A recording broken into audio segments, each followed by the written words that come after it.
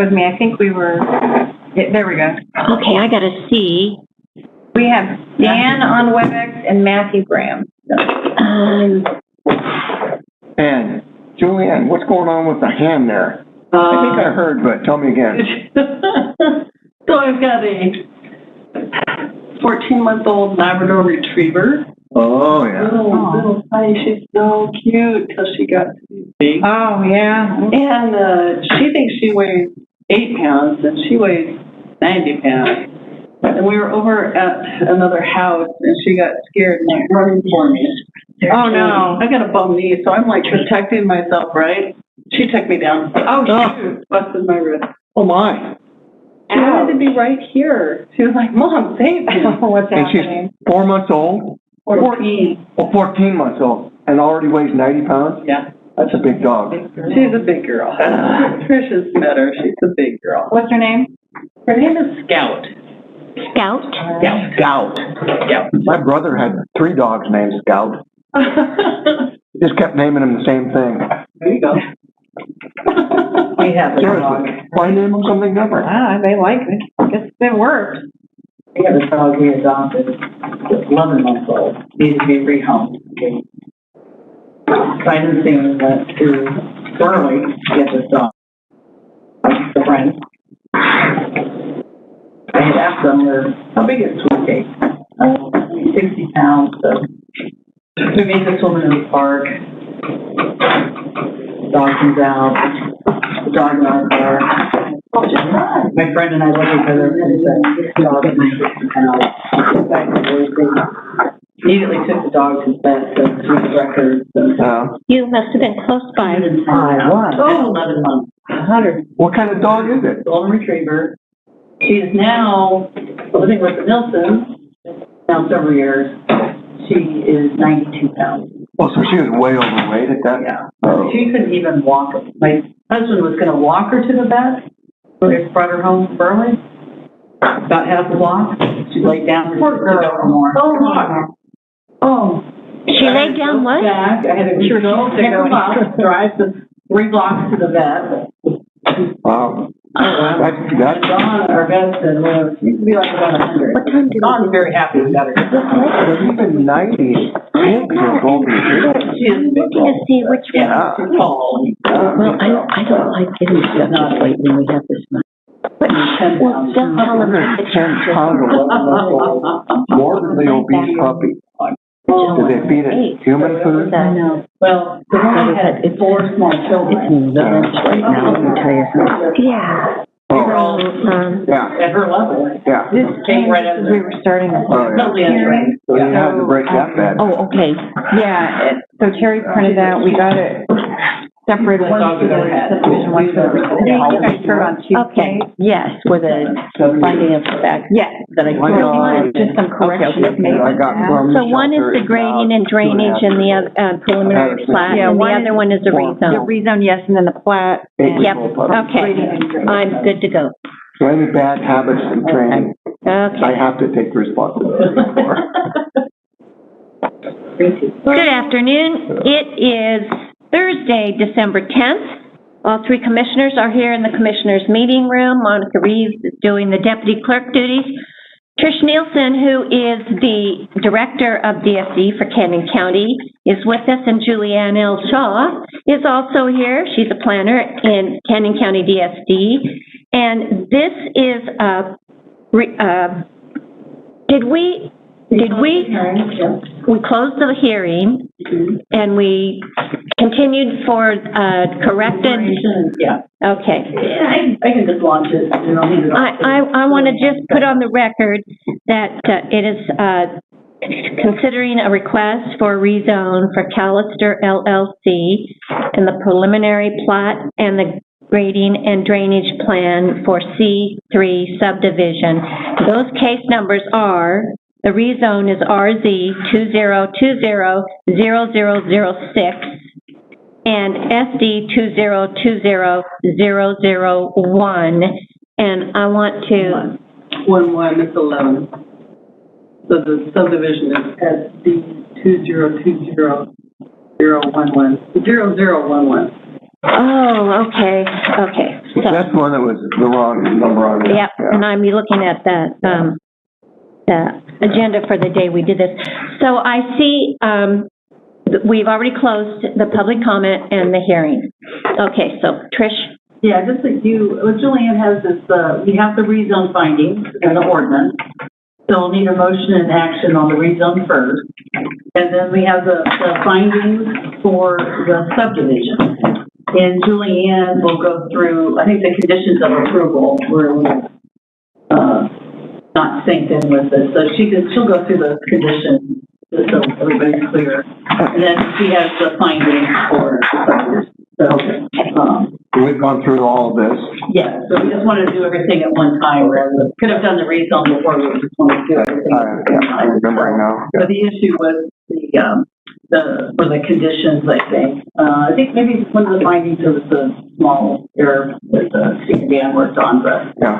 I think it would be helpful to just walk through the conditions. And then just for the record, Mr. Graham is online, the applicant's representative. Okay, okay. So if we have any questions or anything. Yeah. So are you gonna, or Julianne gonna go first? Are we gonna take the Julianne's gonna rezone? go through the subdivision. Subdivision, okay. So we got that packet. Unless you have questions on the rezone. No, No. That's all done. good and done. Okay. Julianne? Yes, ma'am. Thank you, Madam Chairman. So the findings and facts and conclusion of law for C3 subdivision SP 2020-0011 were consistent in their conditions with read it.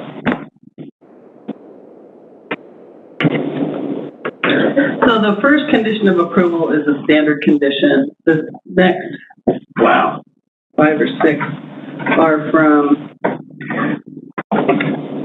Colors Review, which is an exhibit in your packet, attached to the B. And so those would list those. The other ones are fairly straightforward. Private roads with shared access. And Excuse me, Madam Chair. Joanne, so I'm looking at page 2 of 7 where it says conditions of approval. Is that what we're looking at? yes. Okay, all right. I'm sorry, I did not direct you to that. Okay, now, thank you. I've joined the party, okay. So as I said, 1 through 6 reflect Keller's letter. It looks like this. In which it says, 1 through 7, I'm sorry, it has the requirements that Keller's recommend. So we're applying those. And then 8 through 13 are specific to this project, private roads, Yes. Okay. So, do you want me to start with the very first condition of approval? We'll start with down there with 7 or 8, wherever you said the extra ones were. 8, the development should comply with Southwest District Cal 9, prior to final plat submittal, all private roads shall either be 60 foot wide or receive 40% reduction in accordance with Canyon County zoning ordinance, section 7-10-3, sub article 1C, no less than 50 feet wide. They have to ask for that. They have submitted a reduction request. All private roads shall be numbered on the lot and in a numbered lot, on the plat that we're still waiting for. All private roads and shared access shall have a recorded road users maintenance agreement. We call it a RUMA, so that they maintain the road. The final plat for each development phase shall include the following note. All lots containing slopes greater than 15% shall be no-build areas unless engineering, grading, and drainage plans are provided at the time of development in accordance with county hillside development requirements. And that applies to only 2 of those lots. There's quite a few, actually. Well, there is. The road lot, the main road that was that big house. Right. But that's not a buildable. Just to clarify, the applicant did submit hillside documents for the road. that was reviewed by the county engineer. But the actual hillside, the slope areas on individual, there's a lot on the common lot. Right. And then the lot 20, and I think there was a small Yes. piece on a lot to the north, mostly along the west. And that's what I remembered. So Yeah. there were 3 lots. One was a common lot, and then 2 were, one had almost 50% of that Right, lot slope. 20. And so, yes, this is what you Yeah. asked for specifically, that Right. those engineered grading and drainage plans. So thank you for that. Appreciate that wording, too. I mean, we talked about that, but Yeah. whoever made that wording is doing a good job. So we're You worked out together. We're just trying to, all respect to Mr. Callister and Mr. Graham, they'll be long gone, and someone's gonna wanna build on that, and we wanna make sure that they know what they have to do at that time. So it's a no build until they submit the requirements for hillside, so. And- It's just a That works. solid no build. That works really well. Yeah, and Trish, Madam Chair, that would allow them to, if they wanted to build in a, like, I think Commissioner Dale's proposal, if you wanted to have a daylight basement or something like that, then you could use that ground, you just have to Yeah. meet that criteria Submit for those, yeah. the hillside development. I don't know exactly what's in there, you know more about it than I do, but, But we applied something similar to a couple of subdivisions or certain lots in like Albion Acres and Sure. Golden Hill Estates off South Side. Where some of the lots Outside's one thing that down that way. But it's difficult until the lot owner decides where they want to place their house. right. Kind of a chicken and egg issue of being able to actually do the hillside report. Yeah, works good. Continuing on, a water reusers maintenance agreement, number 12, reading. A WUMA between all water users shall be recorded prior to the board signing the final plat. And the very last one, number 13, the applicant shall adhere to the time limitation in accordance with Canyon County Zoning Section 7-17-13, subsection 7. 30 months in the final plat. Does that give them, Madam Chair, a 2-year? Yeah. Okay. And then I Well done. have minded, I know that you said the conditions of approval of 1 through 6 relate to the Keller report. So noticeably missing in there is the fire flow requirements that were a part of the first staff report, but nothing unusual in there. Madam Chair, Mr. Van Beek, the communication from the fire district didn't ask for any conditions on the plat. There were comments, and they spoke to things for when people would get building permits. So, And so there's still reference under 1B, which says prior to the board signing the final plat, certification by an engineer and fire district approval must be provided stating the private road. So this is specific to the road and the shared driveway. yes, that access, Okay. that's standard. So deal with width and slopes and things like that. So Trish, would that eliminate some of the confusion that's happening with the hot yoga thing? That's a private road, so. Right. And these are going to be private roads, so Well, that case, I don't know that it's really comparable in terms of procedure. It was a different type of application, and there was a communication between a property owner and them without the county, so. oh, I see.